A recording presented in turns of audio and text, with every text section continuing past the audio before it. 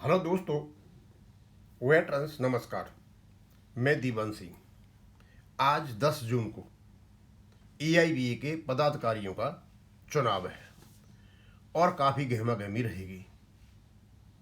शायद उसी को ध्यान में रखते हुए EIBRF के जैन साहब ने 9/6/2026 को एक पत्र लिखा DFS को, जिसमें इन्होंने शिकायत कर दी IBA की। और ये जो शिकायत IBA की है, अजीबो गरीब शिकायत है। यानी ये शिकायत ये दिखाती है कि इन्होंने जो कुछ भी उनको दिया IBA ने इंटरटेन नहीं किया। अब ये सारे EIBRF, CVPRO, AIB पार्क एक COD दे रहे, चार्ट ऑफ डिमांड, शायद नहीं एक्सेप्ट किया होगा। यानी जैन साहब ने एक इतना बड़ा पत्र लिख के, 3 पेज का पत्र लिख करके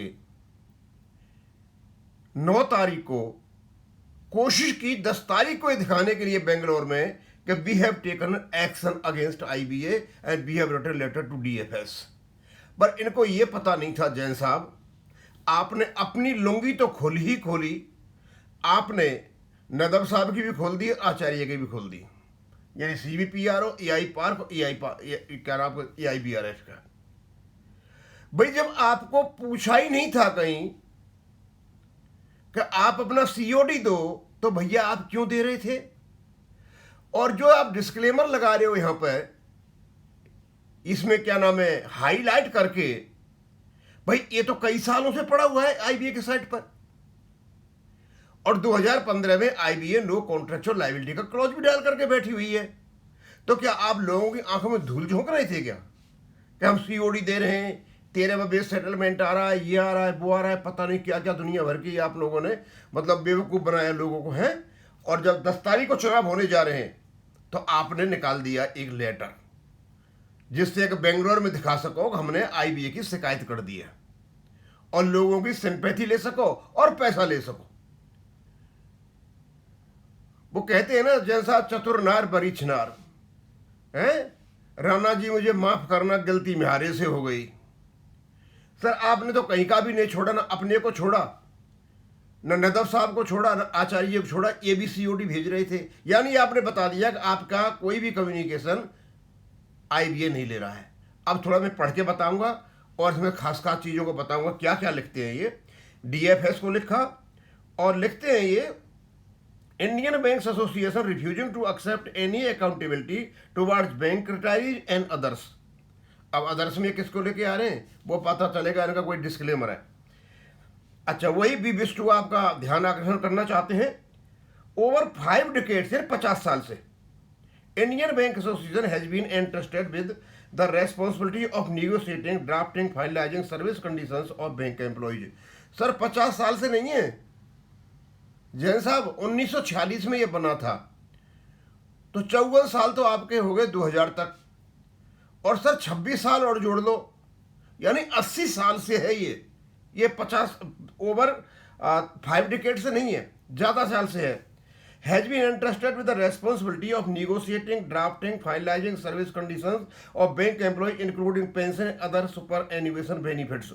Since 1966, IBA has signed 12 bipartite settlement and several other industry level agreement on behalf of public sector banks and participating कहानी गादी के IBA क्या क्या कर रहा है। उसके बाद in this regard we invite your attention, और उसके बाद ये बताते हैं कि अभी रिसेंटली भारत सरकार ने जो 13वें बेस सेटलमेंट का जो काम दिया है वो भी IBA को दे दिया गया है as a consequence of the responsibility IBA exercise. तो ये सब कुछ देखने के बाद ये पता चलता है कि IBA को काफ़ी बड़ी जिम्मेदारी दे रखी है और इसकी बहुत बड़ी रेस्पॉन्सिबिलिटी है। बिल्कुल सही बात है सर, मतलब आपने IBA की शिकायत कर दी, सब कुछ IBA को होल सोल है। IBA के सिवाय कुछ भी नहीं है, एक नॉन स्टेटरी बॉडी। उसके आगे ये क्या कहते हैं, pensionary and other retirement benefits of nearly 7 lakh retirees. It also issues interpretations of settlement provisions that directly affect the rights and entitlement of employee retirees in several legal proceedings involving service matters. IBA represents and defends the collective position of the member banks before judicial reforms. Further, we find that substantial portion of IBH expenditure, ये बड़ी बात कही सब जैन साहब आपने, मतलब बहुत बड़ा जो खर्चा है वो फंड होता है कहाँ से? पब्लिक सेक्टर बैंकों से, और पब्लिक सेक्टर बैंक भारत सरकार के हैं, यानी भारत सरकार फंड कर रही है। यानी आपने आईबीए को एक पब्लिक अथॉरिटी बना दिया आरटीआई एक्ट मानने के लिए। सर आरबीआई तो अपने एफिडेविट में कहा है हम है ही नहीं, डिस्क्लेमर भी दे रखा है उन्होंने, हम पब्लिक अथॉरिटी नहीं है। कोर्ट ने भी ऐसा कोई अभी नहीं है, उनका केस चला हुआ है। यानी आपने आईबीए को पब्लिक अथॉरिटी बना दिया, तो सर आप उनसे आरटीआई में इंफॉर्मेशन लो ना, ये क्या कर रहे हो आप? फिर उसके बाद despite exercising such extensive authority influence, IB has consistently maintained that it bears no accountability toward employees, retirees and their representative organization। मतलब इतना कुछ होने के बाद भी IBA की कोई जिम्मेदारी नहीं है। भैया एम्प्लॉयज की तरफ तो है, रिटायरीज की तरफ नहीं है, और आप उनके रिप्रेजेंटेटिव आपकी तरफ ही नहीं है। आप अपनी करो, एम्प्लॉय को छोड़ो। It generally does not acknowledge or respond to communication received from retired। ये लो, ये था असली रोना।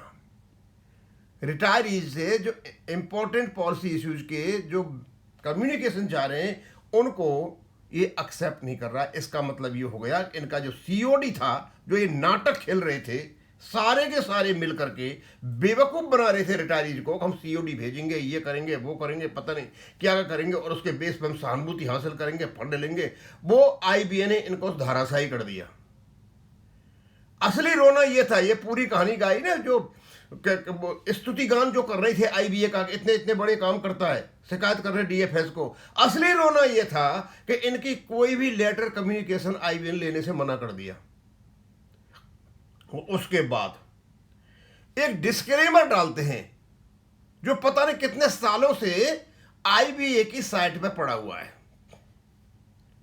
अपनी बात को कहने के लिए। कहते हैं Indian bank association has been receiving a number of communications from bank customers, members of public sector bank, bank employees, bank retirees conveying their grievances against banks, making inquiries.